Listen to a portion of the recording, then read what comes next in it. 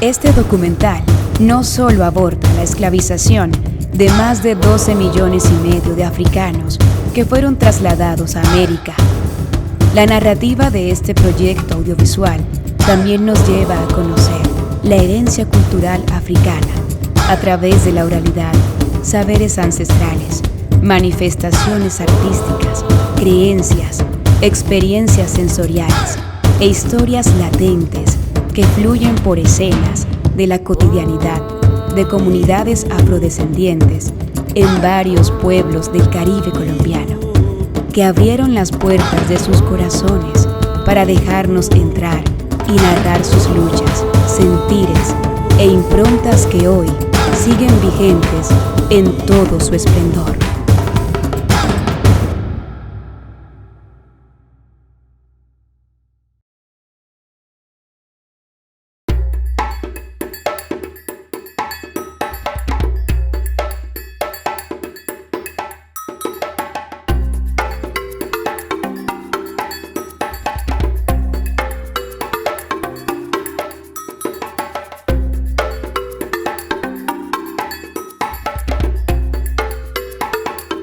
Los esclavos en Santa Marta llegan prácticamente con la fundación de la ciudad. Don Rodrigo de Bastidas ya había traído esclavos para esos primeros años. Sin embargo, el proceso en el que van a tener pues mucho más influencia va a ir a años posteriores, en el siglo XVI, en el siglo XVII, siglo XVIII, en la medida en que se va a necesitar para reemplazar la mano de obra indígena que por exceso de trabajo pues había ido exterminando. Al acabarse la mano de obra indígena fue necesario introducir una nueva mano de obra que reemplazara y se trajeron los esclavos negros de África, una labor que desempeñó los portugueses para los españoles y que bueno, luego irá implicando la participación de otras naciones como Francia, Inglaterra, pero básicamente los españoles se valieron de los portugueses para esas introducciones de esclavos negros en este territorio. Obviamente las condiciones precarias, de hecho hay documentación que indica que esos viajes de traslado de esclavos hacia América, muchos de ellos morían, condiciones totalmente infrahumanas, enfermedades, y los mismos historiadores, ¿verdad?, concluyen de que fue algo totalmente doloroso porque realmente al negro se le trató como un animal, como una bestia, como un ser carente de alma. Escritura de venta de una zamba nombrada Marcelina a favor de Agustín del Valle. Sépase como yo, Matías Laguna, vecino de esta ciudad, otorgo y conozco que he vendido a Agustín del Valle una negra mi esclava nombrada Marcelina, que me pertenece por haberla comprado a Petronila Céspede, vecina de la ciudad de Valencia de Jesús, Pueblo Nuevo. Solo hasta 1789 se establece un código negro que verdaderamente prevé algún tipo de beneficio, aunque sea consignado en el documento y en la práctica se ejecutara muy poco. El código podía hablar, por ejemplo, de 25 azotes con un instrumento suave que no creara contusiones en el cuerpo del esclavo. Estaba el cepo. El cepo se aplicaba a través de un instrumento de madera que lo conformaban dos partes, una arriba y una abajo. Juntas formaban unos círculos en los cuales iban metidas las muñecas o los tobillos y se inmovilizaba al esclavo. Fueron muchos los castigos, la verdad, que tuvieron que sufrir estos esclavos acá en Santa Marta y en el resto del territorio que estaba sometido a la esclavitud, ¿no?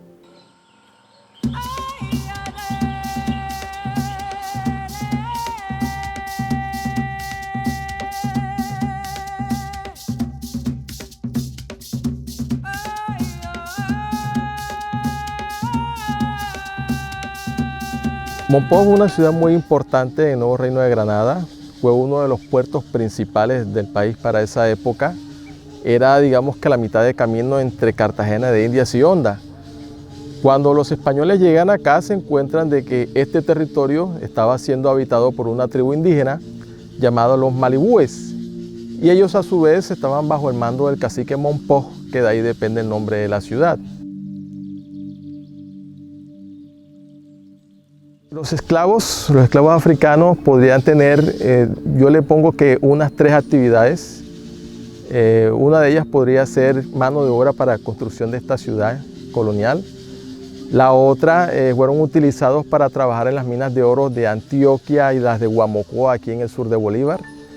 Y la actividad principal que hicieron los esclavos fue definitivamente la boga por el río. La boga consistía en transportar personas y mercancías por el río Magdalena.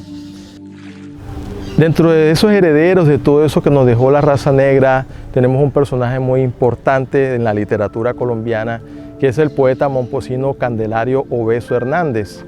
Obeso nace en 1849, él era un hombre de color, se le considera como el precursor de la poesía negra en América. Era un hombre muy humilde, hijo natural de un abogado con una lavandera, y su obra más importante se llama Cantos Populares de mi Tierra, que es una recopilación de poemas escritos en el lenguaje de los bogas. Qué triste que está la noche qué triste está. No hay en el cielo una estrella, rema, rema. La negra es mi arma mía mientras yo briego en la mar, bañado en sudor por ella, ¿qué hará? ¿Qué hará?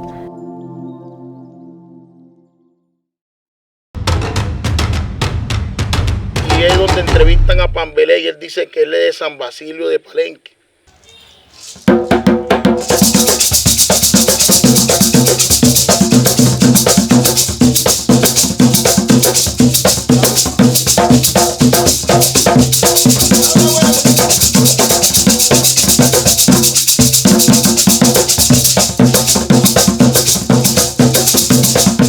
Pasaron aproximadamente 93 años para que Palenque iniciara ese proceso de primer pueblo libre de América. En el 1713, diciembre de 1713, se hace esa carta de libertad, pero fue entregada el 14 de enero de 1714.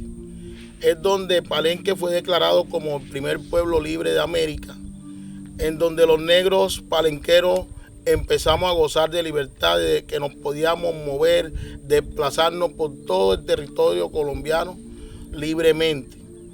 Inició ese proceso, es allí donde Colombia, Cartagena, deja de ser ese principal puerto negrero, porque todos los esclavizados llegaban a Cartagena y ahí eran comercializados para el resto del país, los países vecinos. San Basilio de Palenque, los palenqueros éramos estigmatizados por nuestra lengua, por nuestro ritual del lumbalú. Calato, maná, vos lo tapo pateo, algún gente, y vos lo escuchás también, maná chitiabo o chitiamondo, andilengua susto. Alguien de mis antepasados sembró el espíritu de él en mí. Porque siempre, desde muy pequeño, en vez de estar con mis amigos de misma edad, yo quería siempre estar con los abuelos. Y eso me dio, creo, me dio mucho elemento para poder mantener las raíces. Yo aprendí lengua en la casa. Yo creo que soy de las pocas generaciones que tuve la posibilidad de aprender lengua desde el contexto familiar. Porque a los otros les tocó afuera conversarla, pero yo contaba con mi abuelo, mi papá, mi abuela, estaban muy cerca y yo no le escuchaba hablar otra cosa. Entonces me tocaba conversar así, a pesar que mi mamá en algunos momentos me lo impedía. Me decía que no hablara eso. Y hay unas razones históricas, el por qué se dejan hablar este tipo de lenguas minoritarias, y creo que si descubrimos el contexto, al final es el mismo, el contexto generalizado.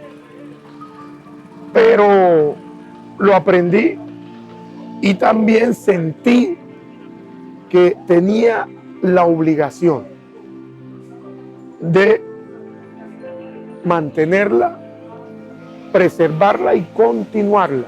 Ya Palenque se había dado cuenta de la importancia de mantener viva todos los elementos culturales, porque se entendió desde ese momento que cada lengua representa una forma de conocer, una forma de entender y de interpretar totalmente diferente. A Palenque hay que llegar con los ojos cerrados para poder sentir y para poder probar y poder entender realmente este tipo de comunidades. Ay, la yuca el bajo se borona, la yuca el bajo se borona, te quiere convencer, pregunta a la frentona, la yuca el bajo se borona, la yuca el bajo se borona. Las tradiciones culturales que mantenemos es la gastronomía, esos platos típicos los cuales nos alimentamos a diario en la comunidad, mazamorra, el peto, el arroz con bleo, el bollo, la bola de maní, las cocadas, cabellito, la alegría en yucao, que son dulces típicos. Palenquero que se respete come en cantidad. Mi papá decía que la persona que comía poco no tenía fuerza, porque la fuerza está en la comida. En realidad, pues nosotros somos descendientes de personas que vienen de trabajos arduos, trabajos pesados. En realidad todo lo que nosotros hacemos viene de descendencia africana. La yuca, el ñame. Lo que no viene de descendencia africana es lo que hablábamos ahorita, que es el don sabor, el trisazón. Porque, mira, a mí alguien me enseñaba a cocinar los alimentos, la yuca sin sal, esto sin sal. Y al lado preparar diferentes tipos de, ¿cómo decirle? Menjurje, salsa.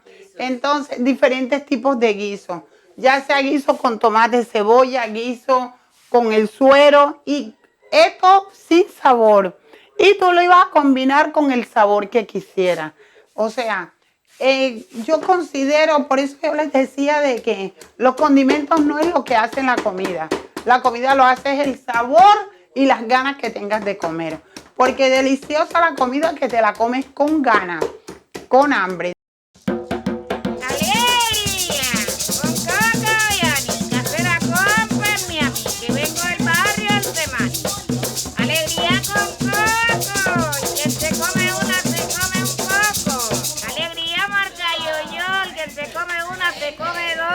También hay que decir, palenquera que se respete, sabe hacer dulce. No tiene presentación que una palenquera diga que no sabe hacer un dulce decoroso, porque un dulce decoroso es delicioso.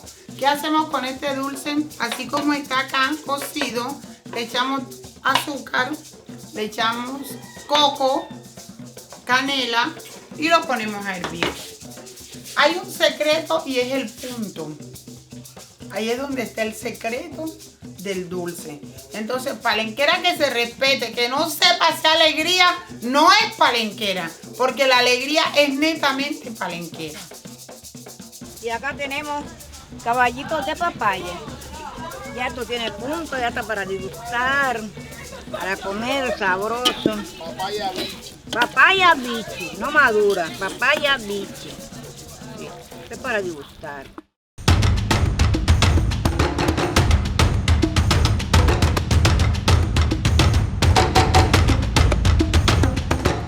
Los peinados jugaron un papel muy importante en ese proceso, porque con los peinados se dibujaban los mapas, se dibujaban los territorios, se dibujaban los caminos y rutas de escape para los esclavizados que iban a crear el Palenque. Se dice que la agricultura se debe a la mujer negra, palenquera, porque en esos peinados, como el bol de Malay, ellas escondían las semillas de maíz, de trigo, de arroz, y se la entregaban a los esclavizados que se iban a escapar. Los peinados hacen parte de la libertad, ya que a través de este se pudieron enviar mensajes, crear rutas, pero también guardar pequeños elementos dentro de las cabezas de hombres y mujeres. De una manera tan sencilla, ya gracias a nuestras características del cabello, que muchas veces lo llaman malo, pero para nosotros es totalmente diferente, y es muy, pero muy importante para nuestra cultura y para nuestras vidas, ya que abarca casi todos los ámbitos, ya que para todas ocasiones tenemos un peinado en particular. Y de allí es donde para nosotros no es un tema estético únicamente, sino va mucho más allá, ya que hace parte de nuestra identidad, de algo que nos caracteriza y pues de esa comunicación y de esa estrategia, de esa resistencia. Sí, así es que peinamos normalmente acá, en donde se reúnen varias mujeres al tema del trenzado, aunque una sola sea la que se esté trenzando, son muchas las mujeres que llegan a compartir, a colaborar, a contar su día a día, como que todo el proceso de hermandad que se crea durante este ciclo del trenzado, no únicamente llegar, peinarse y luego salir, sino como que ese momento de inspiración para conversar entre todas. Hay peinados tradicionales, antiguos, y peinados de innovación, que son los peinados que surgieron después de todo ese proceso de lucha, ya en condición de libertad, en un espacio nuevo, ahí donde nacen esos peinados de innovación. Y cuando ya pasa tanto tiempo del uso de por ejemplo, los peinados que usó mi mamá en la época de la libertad, ya vienen quedando en ese proceso de antiguos, viejos, de tradicionales. Y pues hay peinados como los hundiditos, aquí están, que son pequeñas motas en todo el cabello, que servía para guardar pequeños elementos como semillas, pedazos de oro y eso. No comunica un camino como tal, pero tiene su importancia, su especificación y su forma de uso. Este peinado no es un peinado para recrear festividades, sino para momentos melancólicos, momentos de estar en casa, de estar relajada, presta a ningún tipo de actividad festiva, ya que representa otro tipo de emoción. Y pues este peinado de los borreguitos, que representa lo festivo de aquella época, de mi bisabuela, de mi abuela, y pues ya para mí es un peinado que es antiguo, pero ¿qué hicimos nosotros las nuevas generaciones? Renovarlo. Comercialmente, muchos han dicho del término de cabello malo, que nuestro cabello no es el más propicio para ir a la escuela, para ir al trabajo, a las oficinas. Hacen años que ese término ya muy pocas veces uno lo encuentra, porque hay tantos temas educativos alrededor de este tema que ya la gente está un poco más educada. Pues ahora el boom del momento hace unos 3, 4 años son las trenzas, donde todo el mundo usa trenzas en diferentes culturas. Y todo el mundo está en el tema de ese trenzado, en donde para nosotros es algo como que ir ganando espacio, donde lo nuestro era lo peor y ahora es lo mejor. Las mujeres, los hombres, están llevando su legado con mucho más lucha, con mucho más amor, y pues donde quiera que vayan expresan y dicen de dónde son con orgullo. La sangre me hierve cuando toco el tambor, me corre por las venas la sangre de mi abuelo, me acuerdo de mi pueblo. Representar a mi pueblo fuera de aquí tocando el tambor es mucha emoción porque represento mi raza.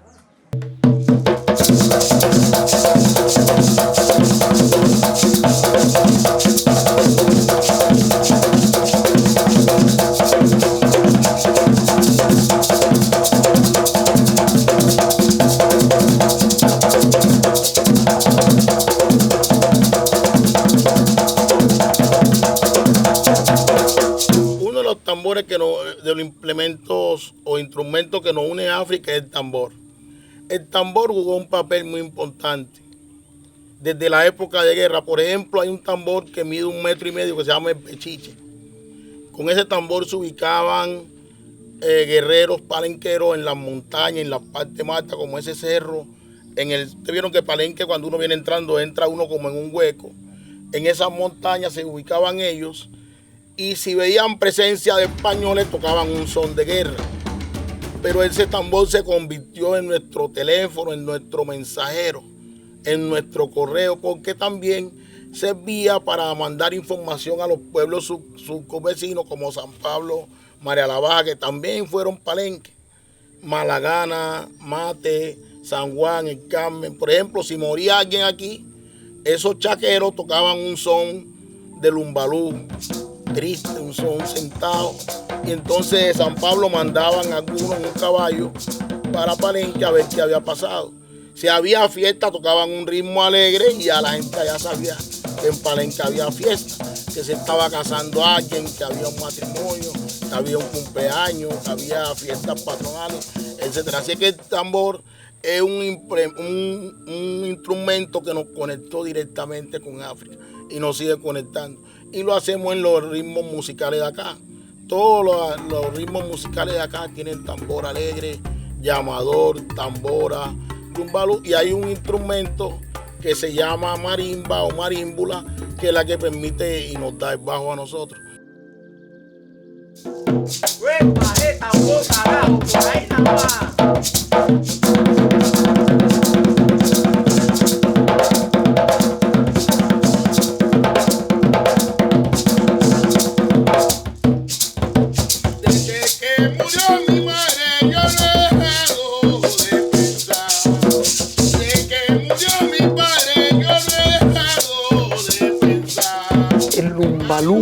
La primera etapa de él es desde la concepción del niño. Continúa con los roles o los diferentes oficios, porque para cada oficio, y como decía un sabedor, para disipar los malestares del cuerpo, hay que cantar en cada oficio o en cada faena que se haga. Sigue donde ya llega en la época exacta del deceso, cuando dice uno que la persona entra en agonía. Aquí le dicen estar a la larga. Allí empiezan ya el enfermo a tener o a entrar en ese contacto más directo con lo del más allá, o esa comunicación, o para quedarse, porque puede ser posible que no muera, o para acelerar el proceso de partida. En ese proceso es la mujer. Ella te trajo y ella también es la encargada de llevarte. Hay otro tercer paso de silencio total, y es de prepararlo, ya muerto, prepararlo, arreglarlo, organizarlo para su viaje. Hay otro paso que es cuando arranca el primer llanto, que lo abre alguien y arranca ese proceso de llanto, de ida, de vuelta, sigue el velorio, y el último paso es el día de las 9 noches. Ese día, antes de levantar el paño, tus amigos, tu cuadro, deben salir a visitar, porque es la última alma que queda ahí, deben salir a visitar donde tú frecuentabas en vida con un cántico, y llegan al cementerio y te dejan allá. Morir para el palenquero se convierte en un placer. Un placer porque es el reencuentro nuevamente con sus ancestros, y es la creencia de la existencia de volver a su territorio ancestral.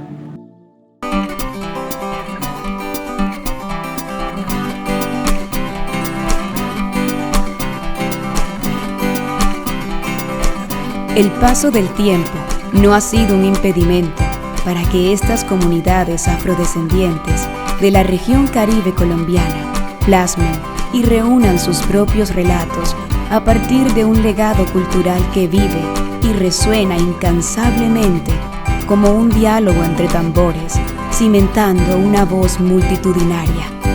Porque no solo es perceptible y relevante la historia que se escribe con H mayúscula, sino que también coexisten diversas historias con H minúscula. Historias de vida que ya no son invisibles y que alimentan la memoria colectiva de territorios que aún conservan sus saberes ancestrales, renuentes al desarraigo y que van de generación en generación. Esta pieza audiovisual es un punto de encuentro en el que África y el Caribe colombiano no están lejos, se entretejen y se abrazan.